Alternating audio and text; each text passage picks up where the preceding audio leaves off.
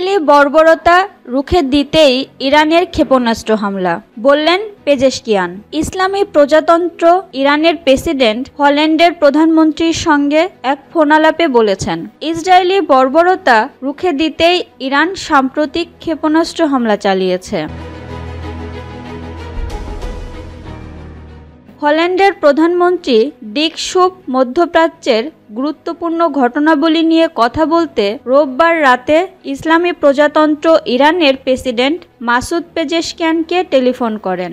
এ সময় ইরানের প্রেসিডেন্ট ফিলিস্তিনি ভূখণ্ডে ইহুদিবাদী ইসরায়েলের অপরাধযজ্ঞের কথা উল্লেখ করে পশ্চিম এশিয়া অঞ্চলের উত্তেজনা ও অস্থিতিশীলতা তীব্র হওয়ার জন্য তেল আবিবকে দায়ী করেন। পার্স টুডের রিপোর্ট অনুযায়ী ফোনালাপে পেজেশকিয়ান বলেন, গাজায় যুদ্ধবিরতি প্রতিষ্ঠার আলোচনায় ফল পাওয়া যাবে। এই আশায় ইরান ইহুদিবাদী ইসরায়েলি সন্ত্রাসী অপরাধযোগ্য ও নিজের সার্বভৌমত্ব লঙ্ঘনের তাৎক্ষণিক জবাব দেয়া থেকে বিরত ছিল।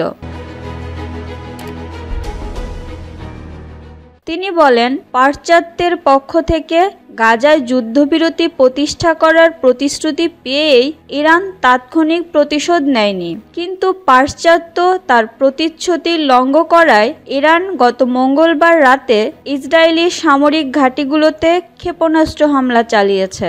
আর এ হামলার উদ্দেশ্য ছিল ইসরায়েলি বর্বরতার প্রতিরোধ ও গোটা অঞ্চলে অপরাধযোগ্য ও যুদ্ধ ছড়িয়ে দেওয়ার ইহুদিবাদীর প্রচেষ্টা প্রতিহত করা। পেজেশকিয়ান বলেন, জাতিসংঘ ঘোষণা ও আন্তর্জাতিক আইনি কাঠামোর আওতায় শুধুমাত্র সামরিক ঘাঁটিগুলো লক্ষ্য করে ওই ক্ষেপণাস্ত্র হামলা চালানো হয়েছে।